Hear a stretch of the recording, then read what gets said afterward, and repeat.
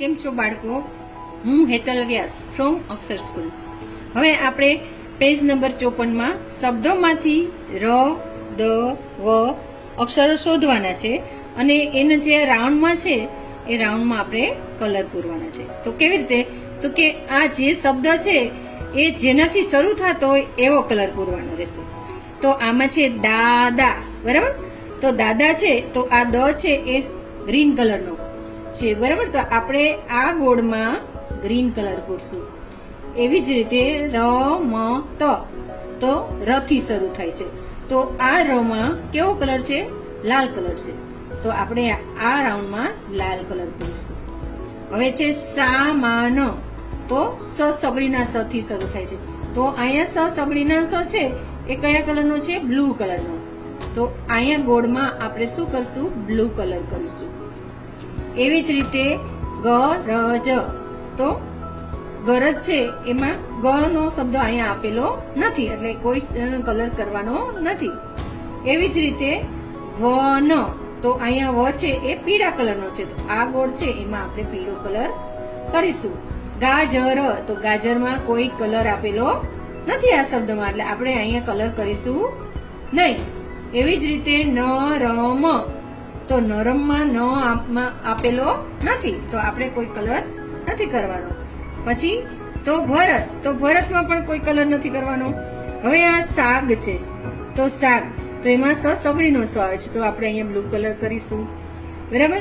હવે તો આ ઘર, તો ઘરમાં કોઈ કલર નથી કરવાનો પણ સ સગડીનો સ આવે છે, તો સગડીના સ માં કયો કલર છે? બ્લુ કલર છે, તો આ રાઉન્ડમાં આપણે બ્લુ કલર કરવાનો છે. પછી ગાગર, તો ગાગરમાં કોઈ શબ્દ નો કલર નથી એટલે આપણે અહીંયા કંઈ કરશું નહીં. અને આ છે વજન, તો વજનમાં વ છે એ પીળા કલરનો છે, તો આપણે અહીંયા છે એ પીળો કલર કરીશું.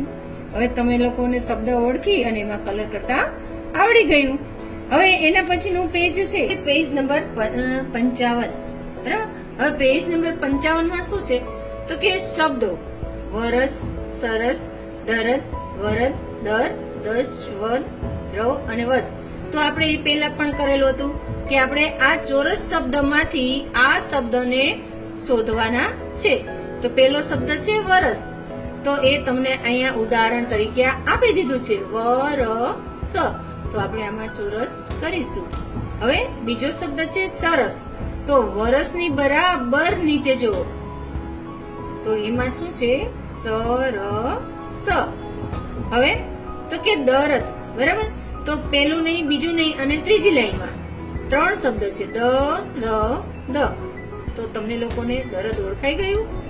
હવે એના પછી છે વરદ, તો 1, 2, 3 અને 4, તો 4 માં પેલો શબ્દ નહીં, બીજો નહીં, ત્રીજો નહીં, ચોથો નહીં અને પછીનો શબ્દ છે એ છે વરદ. હવે વરદ પછી શું છે? તો કે દર, બરાબર? તો દર શબ્દ છે એ હવે તમારે શોધવાનો છે, તો આ ચોથી લીટીમાં બીજો શબ્દ છે એ છે દર.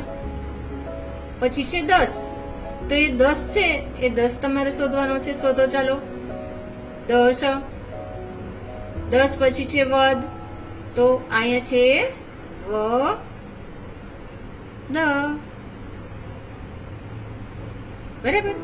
હવે એના પછી છે રવ શબ્દ, તો રવ શબ્દ છે એ પણ અહીંયા આપેલો છે ર, વ. હવે છે વ, સ, તો વસ શબ્દ છે એ તમારે શોધવાનો છે, તો આ ઊભી લીટીમાં છે એ છે વસ શબ્દ, બરાબર? તો તમને આ રીતે શબ્દ શોધતા પણ આવડી ગયું. હવે આમાં શું છે? મોટેથી વાંચો. તો આ શબ્દ છે આપણે 5 શબ્દ વાંચીશું, બાકી તમારે જાતે હોમવર્કમાં શીખવાના રહેશે. પેલું છે ન, મ, બીજું છે જ, મ, પછી છે મ, ગ, પછી છે વ, ન, પછી છે જ, ગ, મ, ન, બરાબર? તો આ રીતે બીજા બધા જ શબ્દ છે એ તમારે મમ્મી અથવા પપ્પાની હાજરીમાં મોટેથી વાંચવાના છે અને ઓળખવાના છે. એના પછી છે પેજ નંબર 60. તો પેજ નંબર 60 માં છે વાંચો, બરાબર? તો એમાં આપણે શું વાંચવાનું છે? રમ, રમા, રમે. બરાબર? આ છે એ તમારે મોટેથી વાંચવાનું છે. તો આપણે એક ચોરસ છે એ મોટેથી વાંચશું. બીજું છે એ તમારે તમારી જાતે વાંચવાનું અને ઓળખતા શીખવાનું છે.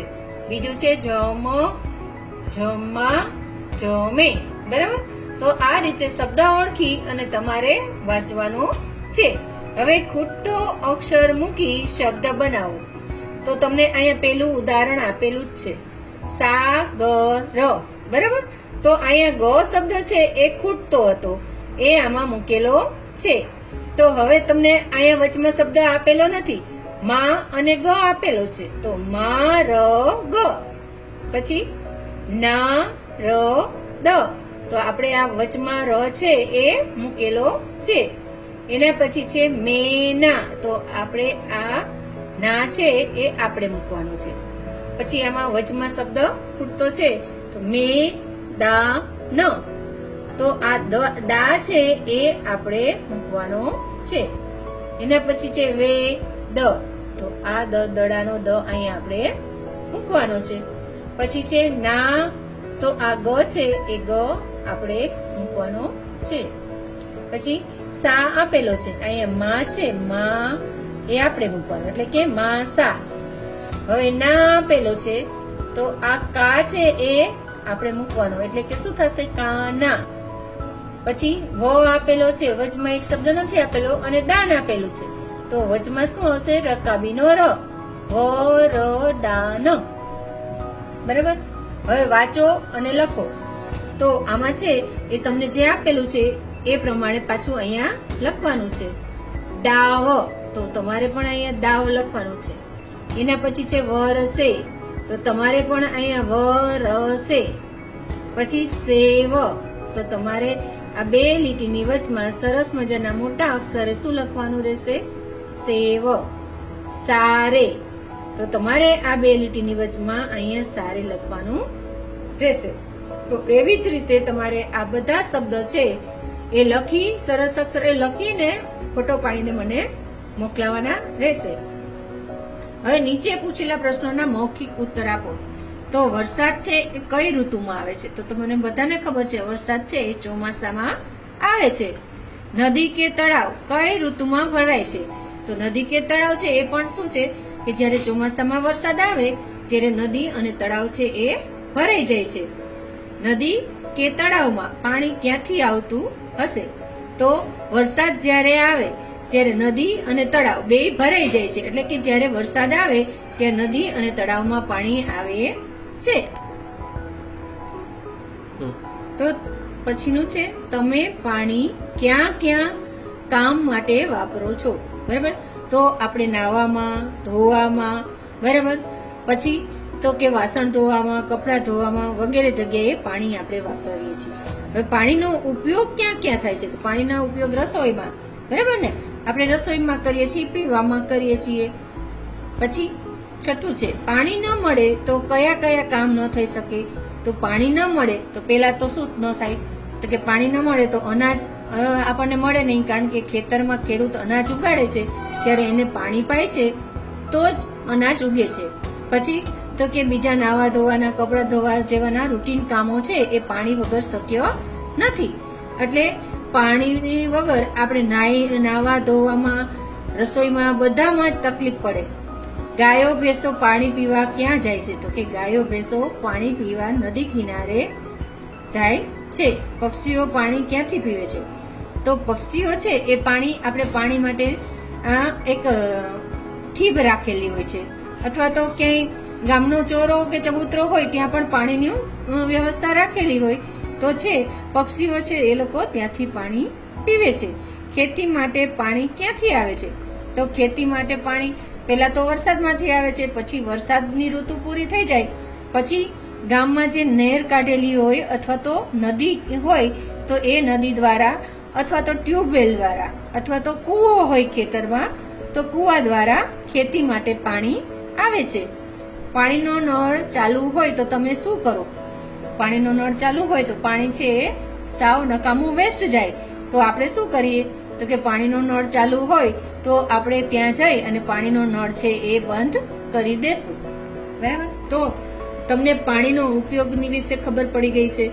તો હવે આવતા વખતે આપણે બીજું કરશું. બરાબર.